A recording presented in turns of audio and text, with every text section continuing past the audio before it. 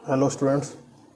आज हम basic concept सीखेंगे इनकम टैक्स के, जो कि आपके बीकॉम सेकेंड ईयर में फोर्थ सेमेस्टर में आते हैं। कईयों के फोर्थ सेमेस्टर मतलब दो सेमेस्टर भी होते हैं और कईयों के सेमेस्टर वाइज नहीं होते, तो हम उसको सेकेंड ईयर में आता है। तो आज हम बेसिक कॉन्सेप्ट सीखेंगे, तो देखते हैं। अब ये देखिए, ये रहा बेसिक कॉन्सेप्ट हमारा। ये एक PDF है, अगर आपको चाहिए तो मैं इसको डिस्क्रिप्शन में शेयर कर दूँगा। इसमें हम अभी देखते हैं। पहले तो आपने ये देखते हैं कि टैक्स और गिफ्ट, इसमें क्या डिफरेंस होता है। टैक्स कंपलसरी पेमेंट है, मतलब कि ये नहीं है कि आप इससे बच सकते हैं। अगर आप पे ये लगेगा टैक्स तो आपको देना पड़ेगा। और ये वॉलंटरी पेमेंट है। वॉलंटरी मतलब कि आपका मन किया कि आपने अपनी बहन को कुछ गिफ्ट दे दिया, अपनी सिस्टर को कुछ गिफ्ट दे दिया, या अपने बेटे को कुछ गिफ्ट दे दिया, तो ये कोई कंपलसरी पेमेंट नहीं है। ये आपके, अगर आपका मन है देने का, अगर आपकी इच्छा है देने की, तो देते हैं अपने। अब इधर ये क्या है, ये गवर्नमेंट को अपने को देना पड़ता है। ठीक है, गवर्नमेंट की एक्सपेक्टेशन है कि अपने देंगे इसे, और ये डेवलपमेंट में लाई गवर्नमेंट। अगर अपने टैक्स नहीं देंगे, अगर लोग ब्लैक मनी करते रहेंगे, तो इंडिया डेवलप नहीं हो पाएगा, क्योंकि गवर्नमेंट की इनकम का सोर्स ही टैक्स है।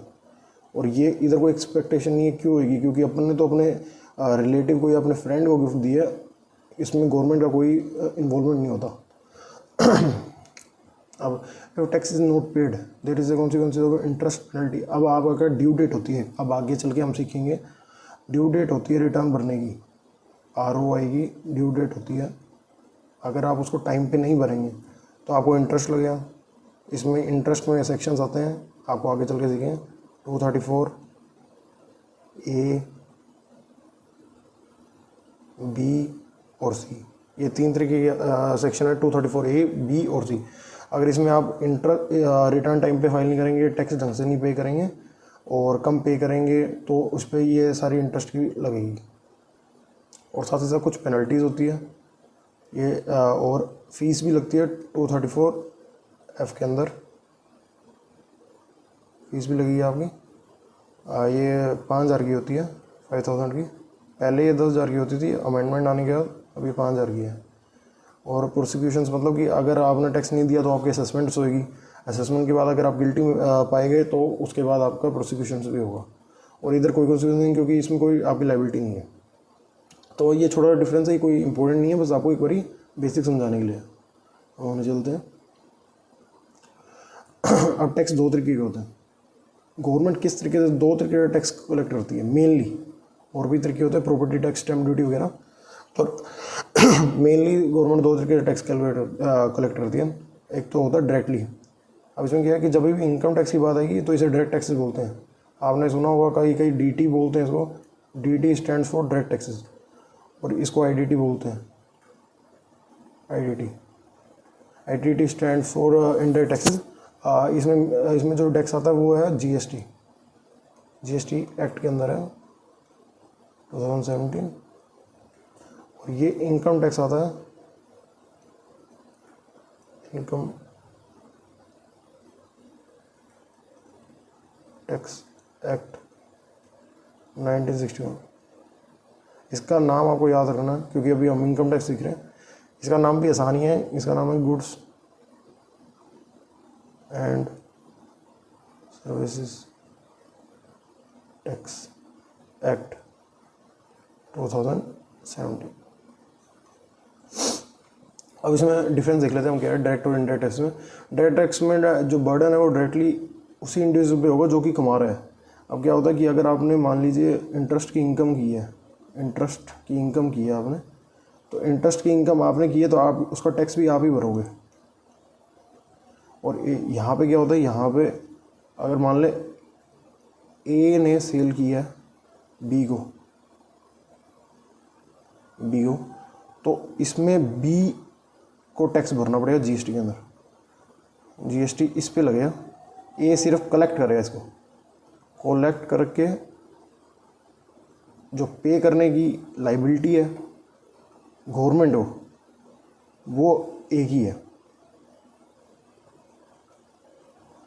पर पे जो बर्डन है वो इस पे पड़ रहा है, B पे। अल्टीमेटली बर्डन B पे पड़ रहा है। A सिर्फ एक तरीके से एजेंट काम कर रहा है गवर्नमेंट का।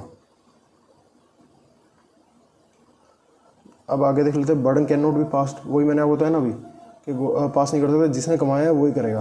अगर ए ने इसमें इनकम कमाई है तो ए ही भरेगा, बी पे नहीं ट्रांसफ़र कर सकता है। आगे चल के हम पढ़ेंगे कि अगर ऐसा कुछ होता है तो उस पर क्लबिंग लग जाती है, क्लबिंग लगेगी तो ए पे ही वापस आ जाएगा बर्डन। मतलब कि आप ट्रांसफ़र करते हो अपनी इनकम किसी को कि टैक्स बी भरे, पर वो ऐसा नहीं होगा, ए के पास ही वापस वो क्लब हो जाएगी। अब इधर चलते हैं, बर्डन कैन बी पास कैसे होगा? जिसको सेल करेंगे ना, जिसको सेल करेंगे, ए ने बी को सेल किया तो बी है ना, बी पे बर्डन है। ए ने सेल किया, ए की इनकम हुई है, ए ने सेल किया है, ए की इनकम है, ठीक है, सेल्स ऑफ गुड्स हो गए ना, तो ए की इनकम है वो, पर फिर भी बी को बर्डन हुआ क्योंकि वो इनडायरेक्ट टैक्स है, टैक्सेबिलिटी ऑन सोर्स और रेजिडेंस बेसिस। अब ये दो रूल्स होते हैं, ये थोड़ा सा आगे चल के आप समझ पाएंगे, अभी तो आपके लिए मुश्किल होगा, फिर भी मैं आपको थोड़ा सा बता देता हूँ। दो रूल्स होते हैं, एक तो होता है सोर्स रूल और एक होता है रेजिडेंस। आजकल मल्टीनेशनल कंपनीज हैं, एमएनसीज, तो क्या है कि इनके जो लोग, इनकी प्रेजेंस हमेशा ना दो जगह होती है, क्योंकि मतलब काफ़ी जगह होती है। ऐसा नहीं है कि एक ही कंट्री में होगी, कुछ यूकेज में होंगी, अलग अलग कंट्री, एग्जांपल ये है सिर्फ इंडिया में होगी और यूएसए में होगी। मतलब कि ये एक ही जगह पे नहीं रखती अपनी प्रेजेंस, अलग अलग जगह पे होती है इनकी प्रेजेंस। तो क्या हुआ कि इस वजह से जो कंट्रीज़ है ना, वो टैक्स चार्ज कर रही है। यूके अपना टैक्स चार्ज कर रही है, इंडिया अपना टैक्स चार्ज कर रही है और यूएसए अपना टैक्स चार्ज कर रही है, जिससे क्या हो रहा है कि डबल टैक्स हो रहा है। क्योंकि मान लीजिए अगर एक बिजनेस की इनकम है, उस पर यूके भी टैक्स ले रहा है, इंडिया भी ले रहा है और यूएसए भी ले रहा है। क्यों? क्योंकि जो बिज़नेस की इनकम इन्होंने कमाई है ना, वो ऐसे बिज़नेस से है जो कि सेटअप है, जिसकी पी या फिर जिसकी लोकेशन, पी आप अभी नहीं समझ पाएंगे, पी का मतलब होता है परमानेंट एस्टेब्लिशमेंट। उसकी जो परमानेंट एस्टेब्लिशमेंट है ना, वो या फिर तो यूके में है, या फिर यूएसए में है, या फिर इंडिया में है, ठीक है। अब क्या हुआ कि जो भी इनकम इस पी से कमाई जाएगी ना, जैसे मान लीजिए इधर 10,000 की इनकम कमाएगी, तो ये जो 10,000 है, ये इंडिया वाला इस पर टैक्स किस बेस पे ले पाएगा? सोर्स रूल की वजह से ले पाएगा, ठीक है। इधर मान लीजिए इनकम कमाई 20K, इधर यूएसए को सोर्स रूल की वजह से ही मिलेगा, और इधर भी अगर मान लीजिए 30K कमाई तो उसको भी सोर्स रूल की वजह से मिलेगा। पर अब ये जो एमएनसी है ना, जिसकी अपने बात कर रहे हैं, ये वाली एमएनसी, इसका एग्जांपल ले लेते हैं एक्स लिमिटेड। ये जो एमएनसी है ना, ये इनकॉर्पोरेटेड हुई है यूएई में, दुबई में हुई है इनकॉर्पोरेटेड, ठीक है। अब क्या होगा, यूएई में वैसे टैक्स नहीं है, यूएई एक टैक्स फ्री कंट्री है,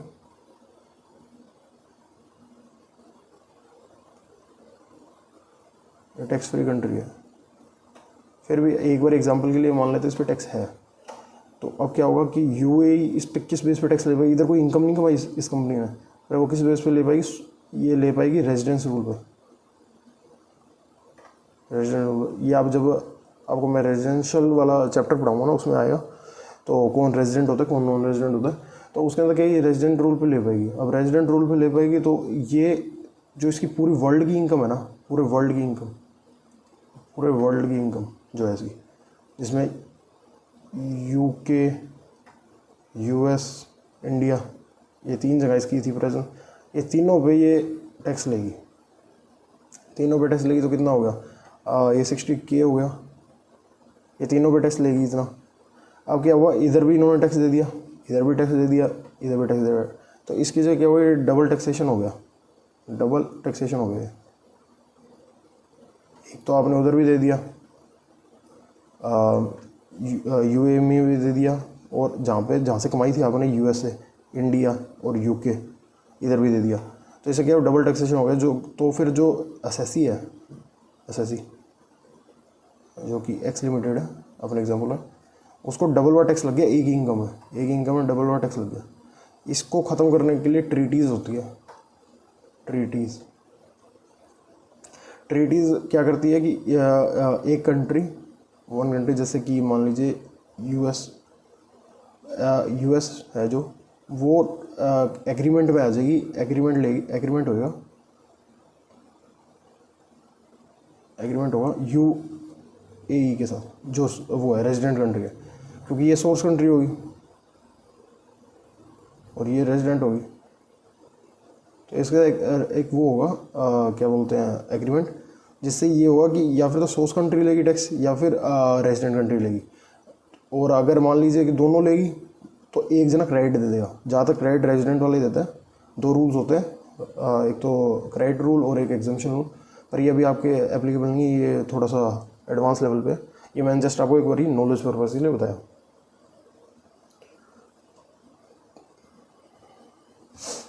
तो इसमें बस इतना ही है कि ये सोर्स रूल पे लगता है एक तो, और एक रेजिडेंट रूल है, रेजिडेंट बेसिस पे, ठीक है। तो ये एक जस्ट ऐसे ये डायरेक्ट टैक्सेस बताने के लिए कि ये दो तरीके से ही टैक्स होता है, सोर्स रूल और रेजिडेंट रूल। पर ये इंटरनेशनल टैक्सेशन में आता है ज़्यादा, अभी आपके ये इतना एप्लीकेबल नहीं है। मैंने थोड़ा सा जो बेसिस दिया वो मोर देन इनफ है। और ये कंजम्पशन बेसिस पे, कंजम्पशन बेसिस का मतलब इसका भी थोड़ा सा मैं बता देता हूँ आपको। कंजम्पशन बेसिस में क्या होता है कि पहले क्या होता था, जो वैट बेस था ना, वैट, उसमें क्या होता था, जो कंट्री सेल कर रही है वो लेगी टैक्स, ठीक है। जो कंट्री सेल नहीं कर रही, बोलूँ क्योंकि इंडिया में ही एप्लीकेबल है, इनकम टैक्स की बात नहीं हो रही है।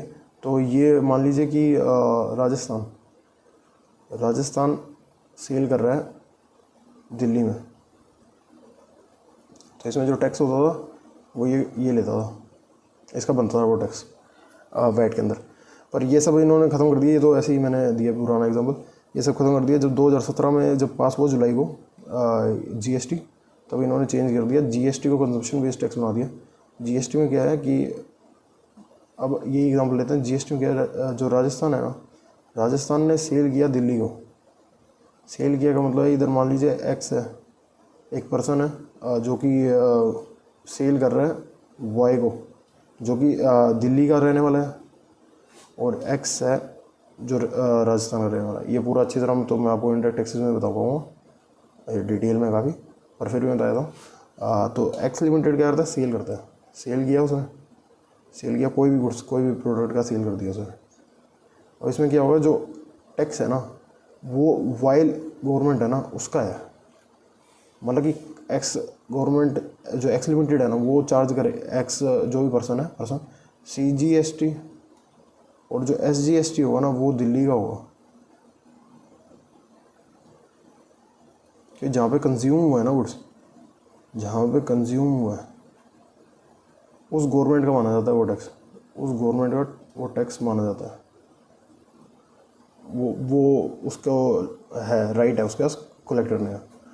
तो ये हमेशा ना फिर जो कंज्यूम करेगी उस गवर्नमेंट का ये स्टेट का, उस स्टेट का ये टैक्स होगा।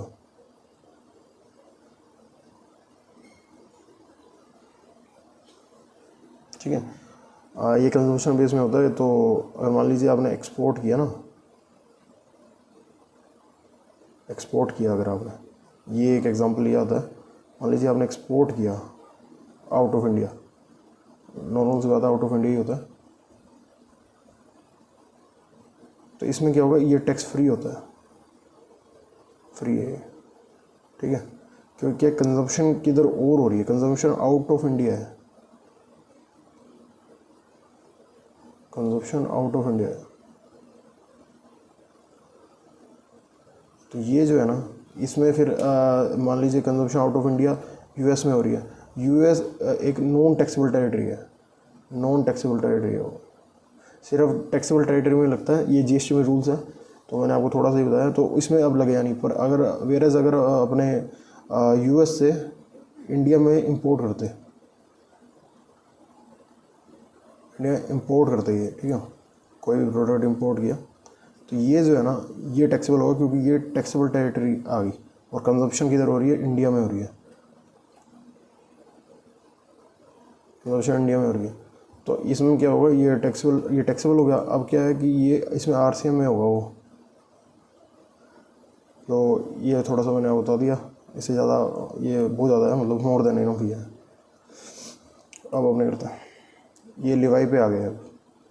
इन the event of a situation which give rise to a tax liability, levy is permanently functional parliamentary function which is created by enacting the act। अब क्या इनकम टैक्स इन्होंने बनाया ना जब, तो उसमें इन्होंने लिखा कि जब भी कोई इनकम होगी उसमें स्पेसिफिक इनकम है नॉर्मल रेवेन्यू नेचर और कैपिटल नेचर की होती।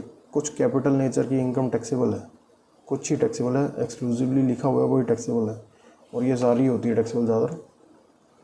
और ये इन्होंने कहा कि जब इनकम टैक्स एक्ट बनाया ना इन्होंने, उसने पावर दी है इनको, इनकम टैक्स एक्ट 1961 ने पावर दी है इनको टैक्स लगानी।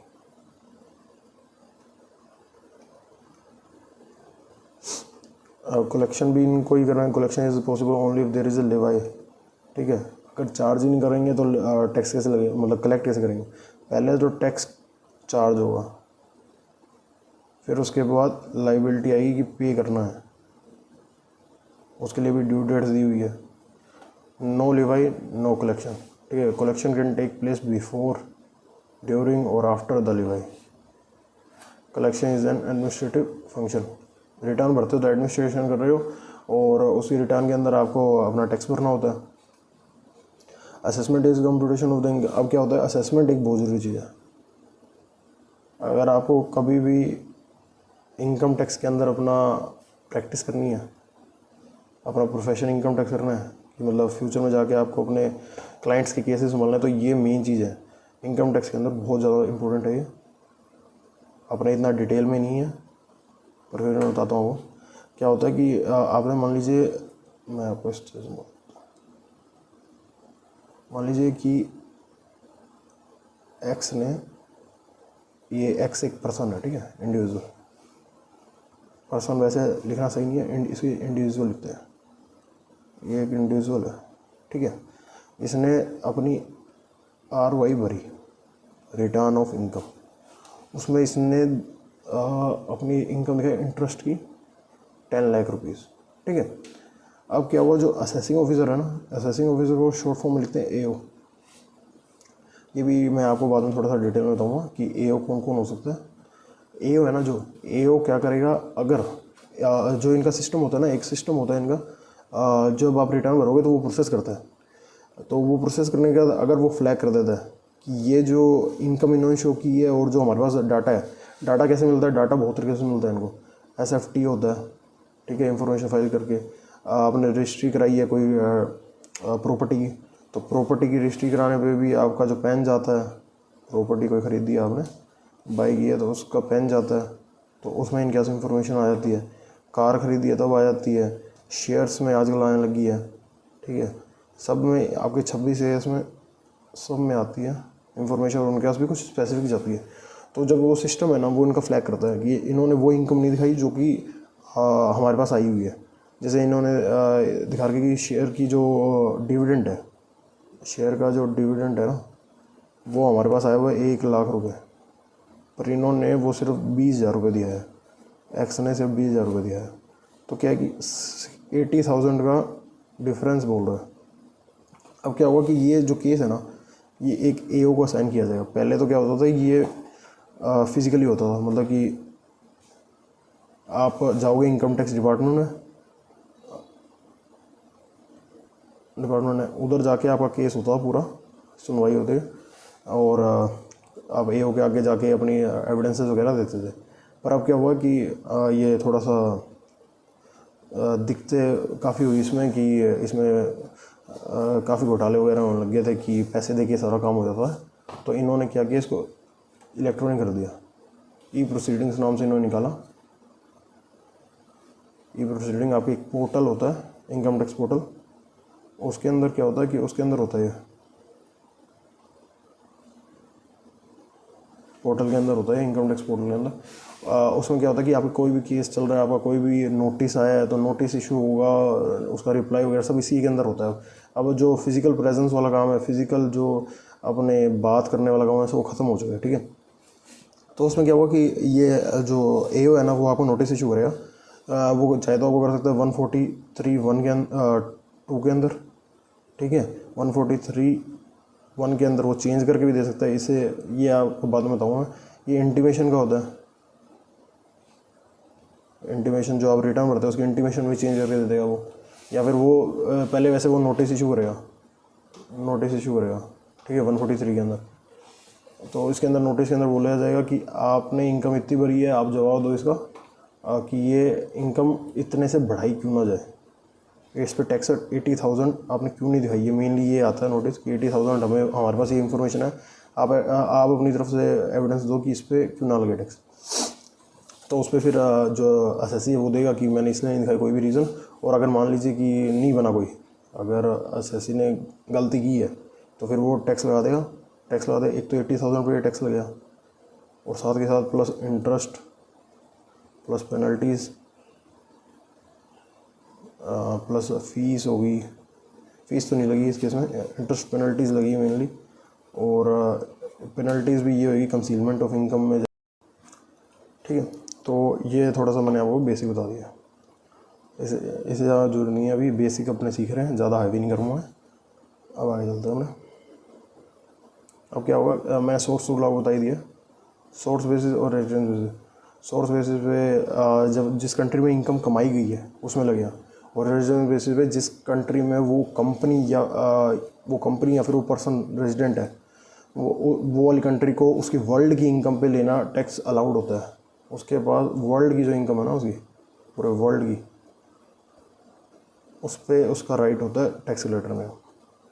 और शुरू में सिर्फ उतने पे होता है जितना उस कंट्री में कमाया गया है, सिर्फ जिस कंट्री में कमाया गया। Note, a person resident India shall pay tax on all income whether Indian income और फॉरेन इनकम, ठीक है। जिस कंट्री के आप रेजिडेंट हो, चाहे आपने फॉरेन में इनकम कमाई है चाहे आपने इंडिया में कराई है, आपको सारों पे टैक्स देना पड़ेगा। पर जो ए पर्सन नॉन रेजिडेंट, उसको सिर्फ उतने पे देना पड़ेगा पे tax only on the Indian income.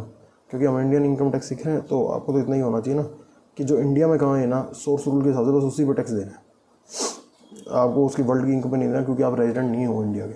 India has enter into an agreement with different countries to avoid double taxation. इसे कहते हैं DT AA, double taxation avoidance agreement कहते हैं इसे। इसमें क्या होता है कि अपने एग्रीमेंट में एंटर करते हैं, जैसे मैंने आपको पहले बताया था कंट्री के साथ, कि जिससे उसमें ये होता है कि या फिर तो सोर्स कंट्री लेगी टैक्स, या फिर तो ये लेगी, या फिर रेजिडेंस कंट्री लेगी, दोनों नहीं लेगी कभी भी बोथ नहीं ले सकती, ठीक है। या फिर तो ये होगा या फिर ये होगा।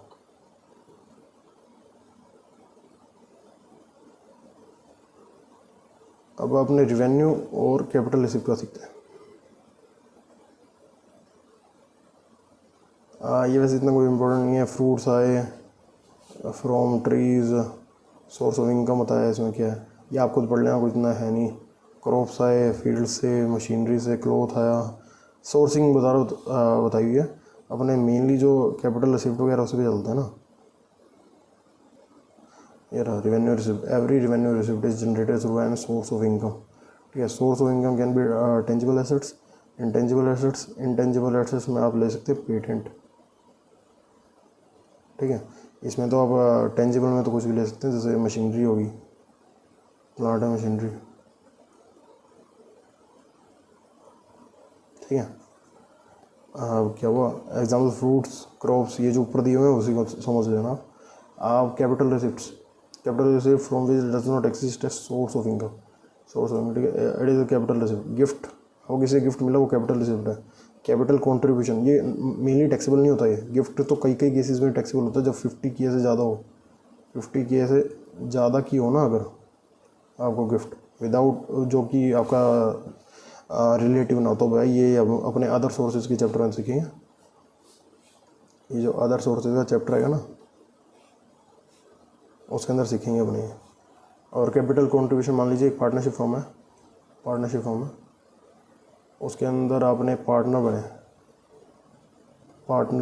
बन गए आप, ठीक है। तो उसके लिए आपको एक कैपिटल कंट्रीब्यूशन देना पड़ता है। वो कुछ भी हो सकता है, जैसे 10K का, 1 लाख का, कुछ भी, तो वो टैक्सेबल नहीं है capital receipt. Every revenue received is taxable, ठीक है, अनलेस अदरवाइज एक्सप्रेसली एग्जम्प्टेड। कई कई जगह एग्जम्प्टेड है, जैसे एग्रीकल्चर इनकम, ये किसके अंदर टैक्स है, ये सेक्शन 10(1) के अंदर से एग्जम्प्ट है, ये टैक्सेबल नहीं है। इंडिया के अंदर एग्रीकल्चर इनकम आप कमाते हो तो एग्जम्प्ट है वो, ठीक है। Every revenue received is income as per section, ये सेक्शन आप याद करोगे तो भी चलेगा, नहीं करोगे तो भी चलेगा, पर आपको कुछ कुछ इंपॉर्टेंट सेक्शन याद करने हैं, जैसे ये बहुत इंपॉर्टेंट सेक्शन है, ये आपको याद रखना है। Every capital received is not taxable, ठीक है। उसमें क्या है, उसमें अगर एक्सप्रेसली आपको बोला होगा कि एग्जम्प्ट है, जैसे कि इसमें बोला मैंने एग्रीकल्चर इनकम का, तभी वो एग्जम्प्ट है, वरना वो सारी टैक्सेबल है। वैसे इधर सारी जो कैपिटल है ना वो नॉन टैक्सेबल है, पर अगर बोला है साफ साफ एक्सप्रेसली बोला है कि है टैक्सेबल, इसमें आप जैसे ले सकते हैं कैपिटल गेन। कैपिटल गेन अपने एक चैप्टर पढ़ेंगे, उसके अंदर क्या होगा कि अगर आपने कोई भी लैंड प्लॉट होता है अपना जो, वो सेल किया, तो सेल किया, उस पर कैपिटल गेन जितना भी आएगा ना वो टैक्सेबल होगा। सेक्शन 45 के अंदर होता है वो टैक्सेबल, ठीक है। इसमें जैसे ये एग्जांपल आ गया, agriculture income is exempt from even through revenue receipt. अब इसमें भी ले लेते हैं, इसकी capital receipt only if specifically mentioned है, तो profit rising on transfer of capital asset is taxable under section 45 under the head capital gain even through capital receipt, ठीक है। इंटरेस्ट फ्रॉम पीओ, ये पोस्ट ऑफिस की बात आ रहा है, saving bank account is exempt from tax under. अब क्या है कि जितना भी आपने वो सेविंग का जो पोस्ट ऑफिस का होता है ना, पोस्ट ऑफिस का सेविंग अकाउंट खुला होगा, कई जनों में खुला होगा, तो उसमें जो भी इंटरेस्ट की इनकम आएगी ना वो एग्जाम्प्ट होती है। और पर ये सिर्फ पीओ के लिए है, मतलब पोस्ट ऑफिस के लिए। अगर आपके बैंक के अंदर सेविंग अकाउंट है ना, सेविंग अकाउंट, तो उसके अंदर क्या होगा, वो टैक्सेबल हो जाएगी। पर उसको भी इन्होंने थोड़ा मतलब कि कंसेशन देने के लिए टैक्स के अंदर एक सेक्शन निकाला है, जो कि अपने बाद में पढ़ेंगे, 80TTA। उसमें क्या है, 10,000 तक अगर आपको इंटरेस्ट मिलना है सेविंग पे, तो वो एग्जम्प्ट है। एग्जम्प्ट तो क्या बोलेंगे इसको डिडक्शन बोलेंगे। 80 के अंदर जो भी दिया हुआ ना वो डिडक्शंस होती है, इसे डिडक्शन बोलते हैं। ये मैं आपको बाद में सिखाऊंगा थोड़ा सा डिटेल में कि एग्जम्पशन और डिडक्शन में फ़र्क क्या होता है, जब अपने डिडक्शन वाले चैप्टर में जाएंगे। प्रोफेशनल गिफ्ट्स, ठीक है, treated as a revenue receipt therefore taxable है। अब क्या कि आप मान लीजिए आप एक डॉक्टर हो, आपने किसी की लाइफ सेव कर दी, ठीक है, तो उसमें क्या हुआ कि जो आपका क्लाइंट है जिसको आपने बचाया है अभी, उसने आपको एक कार गिफ्ट कर दी, ठीक है। और ये कार किस वजह से की है, ये कार की है आपके प्रोफेशनल कैपेसिटी में, क्योंकि आपने उसकी हेल्प किया, आपने उसकी बचाई है, लाइफ बचाई है। तो वो ये जो है ना, ये प्रॉफिट्स माने जाते हैं, ये रिसिप्ट्स मानी जाती है, रिसिप्ट्स मानी जाती है ऑफ प्रोफेशन, ठीक है। और ये टैक्सेबल होगी पूरी। नॉर्मली तो नहीं, गिफ्ट सीधा टैक्सेबल कभी नहीं होता, गिफ्ट में आएगा तो वो अदर सोर्सेज में आएगा, ठीक है, अदर सोर्सेज में। और उसमें भी फिर ये है कि कुछ पर्टिकुलर चीज़ें हैं जिस कंडीशंस को आप पूरा करोगे, कुछ कंडीशंस को पूरा करोगे ना, तभी वो टैक्सेबल होती है, वरना नहीं होती। तो ये सिर्फ ऐसा केसेस है जिसमें बिजनेस में आपको अगर कोई गिफ्ट मिला है और प्रोफेशन में कोई गिफ्ट मिला है तो वो टैक्सेबल होता है ज़्यादातर। वरना अगर आपका बिजनेस प्रोफेशन में नहीं मिला तो ये रूल्स लगेंगे अदर सोर्स वाले, उसमें कुछ कंडीशंस है वही फुलफिल होगी तभी बढ़ेगा। इसको पढ़ लें आगे। For accidental compensation there does not exist any source of income, ठीक है। मान लीजिए आपका मोटर व्हीकल एक्ट के अंदर है ना, मोटर व्हीकल एक्ट एक,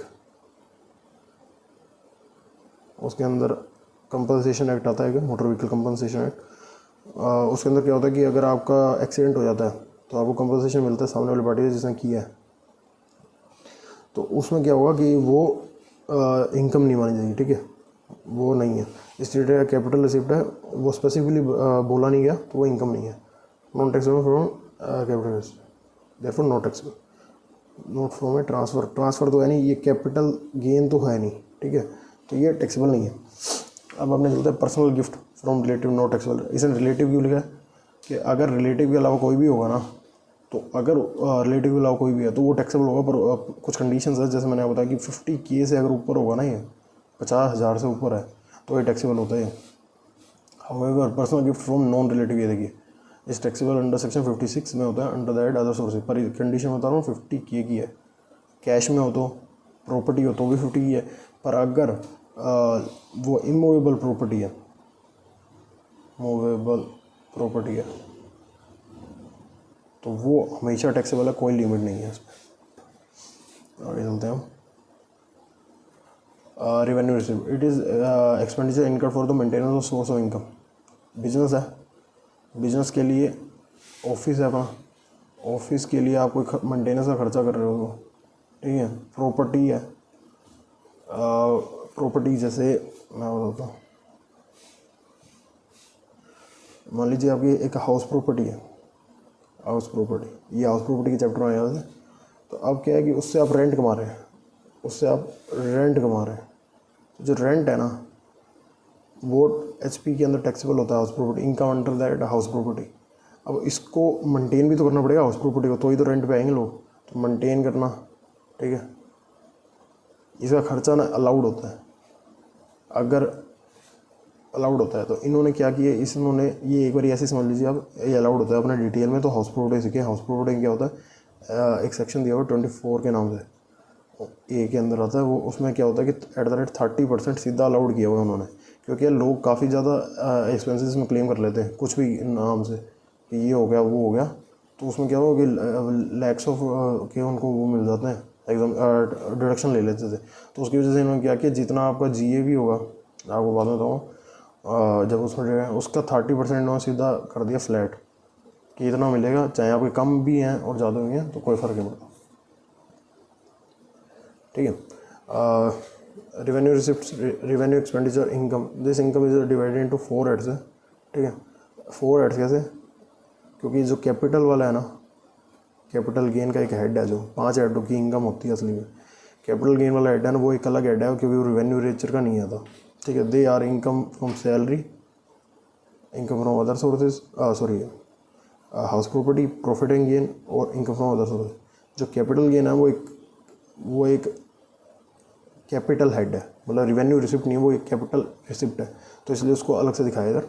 वैसे 5 हेड की इनकम होती है, 5 हेड्स की इनकम होती है जिसके अंदर टैक्स होगा, इसके अलावा कोई भी हेड की इनकम नहीं होती।